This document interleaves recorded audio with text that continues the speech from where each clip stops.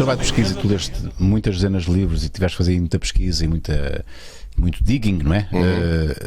O que é que mais te impactou? Qual foi o livro que tu bolas? Olha, eu vou-te Como dizer, é que eu não li isto antes? Isso tem uma resposta fácil, até é recente.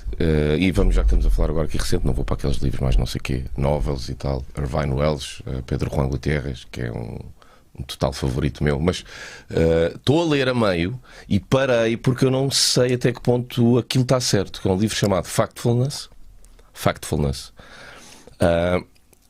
E estava a lê-lo na preparação para o fim, mudou o que eu estava a pensar fazer. Porque basicamente o Factfulness diz-te que nada é tão mau como parece. E estás enganado em relação a uma série de realidades que tu pensas que são realidades no mundo, relativamente à escolaridade obrigatória, à água canalizada, a condições de vida, iliteracia, ou seja, a tua opinião. E é muito interessante porque o livro apresenta-te imensos gráficos, imensos testes. Há testes para tu sempre teres hipóteses. Tipo, com que idade é que tu achas que uma miúda na China ou na Venezuela entra para a escola, ou um país africano? Tu à partida achas que é subdesenvolvido ou que tem dificuldades. E é incrível, tu fazes esses testes e erras sempre. Ou seja, é sempre muito melhor a realidade do que tu achas. Revela os nossos preconceitos? Não é bem. Eu acho que isto revela mais um bocado mídia que vivem de assustar e de preocupar. Eu estou a falar no geral, não é que os mídia, não é isso. Mas de facto os mídia, quanto mais alarmistas são, parece que mais sucesso têm. E não falo só de... Isso é a lógica do sangue, não é? Quanto mais sangue houver... Mas nós vimos agora... Esta pandemia mostra muito isso. Há muito pouca história positiva. Há muita coisa boa que aconteceu este ano, imensa. E não, estamos sempre... Os próprios pivôs telejornais transformaram-se numa coisa meio diferente de pivôs telejornais. Transformaram-se em algo que se aproxima mais de... Senti que acharam eles que se aproxima mais de um guru do que propriamente de um gajo frio que não quer dizer que um pivô tenha que ser aquele gajo à antiga, super sério, e que não possa haver um pescar de olho, mas também senti um exagero do caraças da malta da informação. Houve ali uma fase. Mas estás a falar daquela fase motivação, uma fase que o fim do telejornal parecia que ia ter um pensamento do Pedro Chagas Freitas, meu.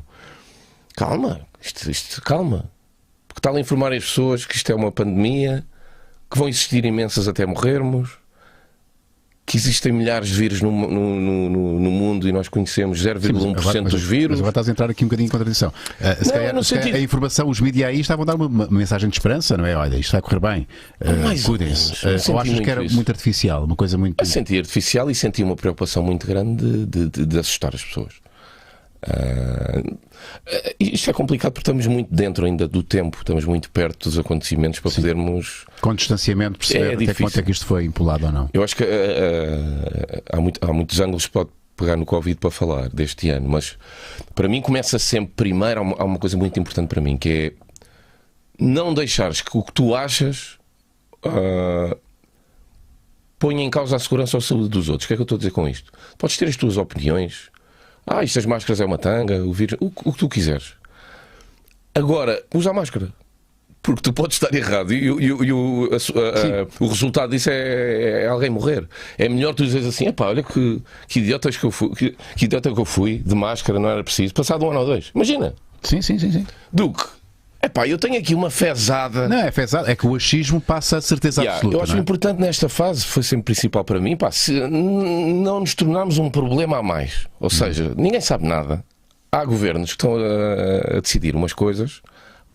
Ajuda, cumpre, mete a máscara, não inventa. Podes espingardar. Não, claro, e depois há o outro lado. Tens o direito de espingardar. Tu pensares. Sim. Pensar, questionar as merdas. Vivemos uma fase muito complicada, como há muita gente estúpida. O que é gente estúpida? Malta da teoria das conspirações, malta que isto não existe. E essas pessoas fazem com que alguém que tenha uma dúvida mais legítima, há um medo. Parece que pode ser uma delas. Se tiveres uma dúvida, este gajo quê? Não acredita? Vais ter uma dúvida. Há tanta pergunta. A Austrália está na boa? Onde é que nasceu o vírus? Ainda não sabe bem, ou seja, não há. Não se sabe. Já passou quase um ano, porra. Foi fabricado? Há muita pergunta. E essas perguntas nós não devemos perder a capacidade de as fazer. Acima de tudo, perdeu-se muitos direitos. Certo? Porque estamos numa pandemia. Atenção, quando sairmos, pós recuperarmos. Direitos de privacidade. Imensas coisas. Imensas coisas. Direitos de quase de expressão. É meio assustador para mim. Mas eu achas que não vamos conseguir recuperá-los? Não, espero que sim, temos que conseguir, mas a história, veja o que é que se passa na Hungria, com o Orbán, os ditadores aproveitam estas alturas para atacar. E há países que não vão voltar a ter os mesmos direitos. E aí devemos estar com atenção. Porque legitimaram determinadas ações. Porque a malta aproveita-se quando aparecem estes gajos. Condição, e agora não vamos voltar atrás. Quando isto, imensas vezes na história, há aqui um gajo que aproveita uma situação, agora muda a Constituição, muda o que seja, apanha uma fase de maior apoio a nível de percentual no Parlamento, e foi o que fizeram na Hungria, por exemplo, e não só. Agora, há muita maneira de abordar a Covid, ângulos diferentes, preocupações diferentes. E um dos episódios do Prisma é Covid. É quase uma obrigação, ninguém queria. Foi só sim, tipo, também não vou falar. Até porque é arriscado, tu próprio disseste. Tudo o que se diga agora pode ser. Não, mas não é esse género. Não é esse género. Vai ser necessário passar, não sei, 1 ano, 2 anos, 10 anos, não sei. Vai perceber. Eu penso que dentro de 10 anos haverá outra pandemia. Antes disso, talvez. Estás com essa. Acho que sim, porque este vírus, Covid-19, representa 0,1% dos vírus que nós conhecemos. Ou seja, há 99,9 vírus que existem no mundo e nós não conhecemos. E está provado, cada vez mais. Desde sempre eles existiram, sim. Não, certo, mas li um livro interessante, muito interessante. Não impactante, mas li um livro do Zizek sobre a pandemia, que ele escreveu rapidamente. Como é que se chama? Chama-se Pandemia, penso eu. É do Zizek, é o último, capa amarela. Saiu logo ali em agosto, julho, agosto, coisa assim. Zizek. Estavas ao Zizek. Com E capa. E chama-se Pandemia, penso eu. Pandemia que abalou o mundo. É isso, é esse livrinho, é esse mesmo, o Marlinho. Epá, lê-se bem. Um livro pequenino. Também ele não podia escrever muito porque rapidamente saiu cá para fora um livro sobre o Covid-19. Ele foi rápido. É interessante, não concordo com tudo, mas há muitas questões interessantes aqui. Acima de tudo, ele faz uma comparação que eu acho um lado muito importante, muito pouca gente fala. Ele faz muita comparação entre comunismo, o novo comunismo e barbárie, que é um género, uma maneira que nós temos de sair disto. Ou adotamos um novo comunismo de cooperação total, de maneira que tu possas, numa situação de emergência, estou cansado, numa situação de emergência, fechar tudo, ter uma unidade que permita uma imunidade mais real e rápida. Só através do Estado, com muito Estado. Como na Austrália, por exemplo, fizeram e estão na boa hoje em dia. Sim. Fecharam a sério. Eu não sei se isso é possível. Também não sei para que é que serve a União Europeia, para pelo menos todos os países poderem ter um entendimento mais rápido e mais uníssono, claro. E depois ele dá o outro lado da barbárie, que é o que ele chama de barbárie. Que ele põe só a economia, e é isso que eu não gosto. Que é a economia. Se queres salvar a economia, barbárie, desrespeito pelos velhos, neste caso que são os mais afetados, e tipo, eles já não produzem, ou em casos isto piorar, então, e no hospital natural. E surgiu a questão velho ou novo, surgiu imensa questão, e houve hospitais em que eu sei que nem só cá em Portugal, noutros sítios. Não, na Itália foi mato, e em Espanha. As decisões tiveram que ser tomadas, e ele considera isso barbárie. Onde é que eu não concordo? Não me agrada, ou seja, se tu pegares em tudo o que é teorias de desrespeito pelos mais velhos e salvar os vigorosos que produzem e que avançam com a nação para a frente, isso é uma ideia um bocado extrema-direita.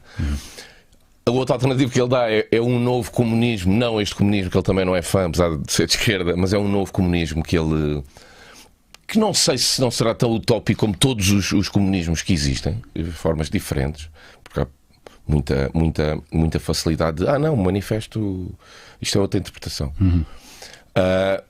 Agora, acima de tudo, o que é importante para mim? Não é só a economia, eu acho que estamos a combater, não é combater, temos de um lado o Covid, e não está aqui logo a economia para mim. Para mim o que está aqui são outras doenças, nomeadamente foro mental. doenças que levam à depressão, doenças que levam ao suicídio, ao desemprego. Claro que a economia, porra, o maior problema. Mas não sei se será o maior. Porque eu não sei se demora mais tempo recuperar muita gente psicologicamente, muita gente, deste ano, do que financeiramente. Não sei. Sabes que as coisas são ligadas, não é? Eu sei, mas às porque vezes... porque de repente viram, espera aí, eu não tenho dinheiro para pagar Eu tenho a minha casa. assistido a pessoas a mudarem de personalidade neste ano. Porque estão a sofrer muito, meu. Porque estão a perder muito. Sim, mas é decorrente dessa, de repente não terem dinheiro, como digo, para pagarem aquilo que tinham como adquirido para sempre. A minha sei lá, única o dúvida básico. aqui era, tipo, quando fechar os ginásios, por exemplo, é importantíssimo ter os ginásios abertos.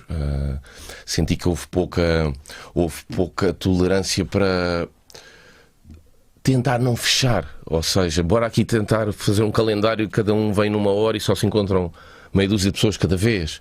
Não foi logo isso, foi logo fechar. Acho numa altura em que estás fechado em casa, pá, os números de violência doméstica, esquece os números. Quantas mulheres não falam?